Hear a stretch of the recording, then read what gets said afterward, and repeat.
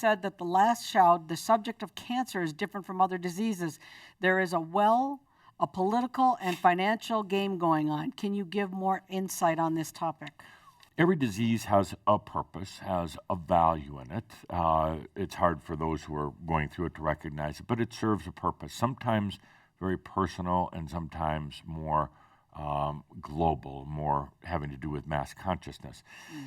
I made a comment recently about cancer and said that to a degree, cancer has become a huge business, So there are a lot of people that are invested in it. Now, that's not to say that they're preventing the cure for cancer, but they like, you're gonna resonate with this, they like the pursuit of the cure of cancer. Not the money, not the politics even, they like the pursuit. So what happens when they reach the goal, when they reach the end of the path? There's no more fun and games in the pursuit. You've achieved your dreams. Now what? Suddenly there's no passion anymore. Suddenly it's like, now what do I do with myself? Go out and find another disease, or help create another disease so you can get at it. Does that sound a little familiar to some of you? Spiritual path. You've spent so long searching on your journey. You're so invested in it. What happens if you realize it? What happens if there's no more searching anymore? What would you do with your life? You say play, but it's like cancer itself. It's the whole search, the mission. It brings up human passion. We're on a mission to, you wear pink, or you have marathons, or you bake pies, or whatever you do. There is an entire investment, and it's not bad. It's not sinister. Will it find a solution to cancer, a cure to cancer? I'm going to say something, perhaps going out on, there's not even a limb to go out on. It's just, it's not even going that good. There's already a cure. There's absolutely already a cure to, I would say maybe about 70 to 75% of the known cancers, and then the other ones are coming quickly after that. Nobody's really hiding it, but nobody's really seeing it. But it's in clear, plain daylight, as you would say. Nobody wants to see it right now because cancer is still serving a purpose. The origins of cancer basically are, I'm oversimplifying it, by hate, particularly self-loathing, self-abuse, and that causes the cancer cells, or the human cells, to not communicate properly anymore. Every cell in your body is connected to an aniotron, or the communication network, and right now there are trillions of communications, impulses happening every second in your body. Fortunately, you don't hear all these because it would drive you crazy. But they're all communicating. They're all in a type of harmony. But when one doesn't love themselves, when they hate themselves actually, then the communication system starts to erode. A few cells here, a few cells there, out of network. And suddenly those cells are no longer creating the proper patterns for the biology.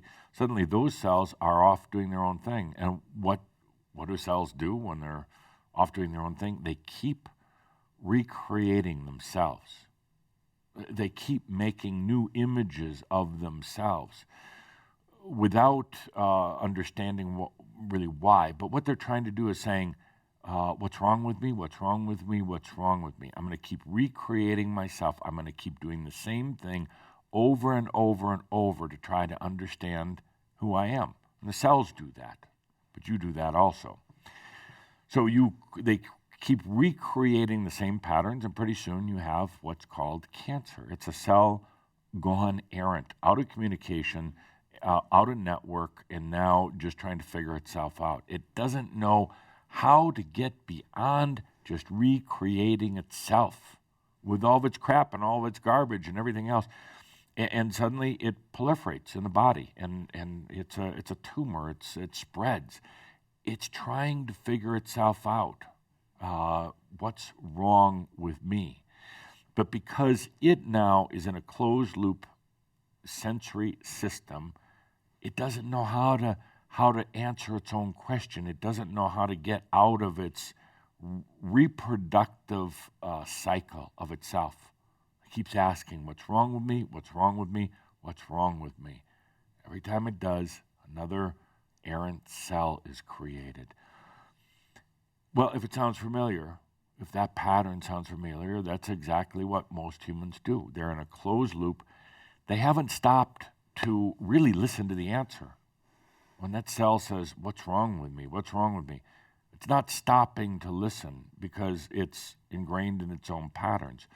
But if one would listen, stop for a moment, and actually listen for the answer would come back, nothing at all. Nothing at all. And the answer would come back and say, stop. Stop your scurrying around.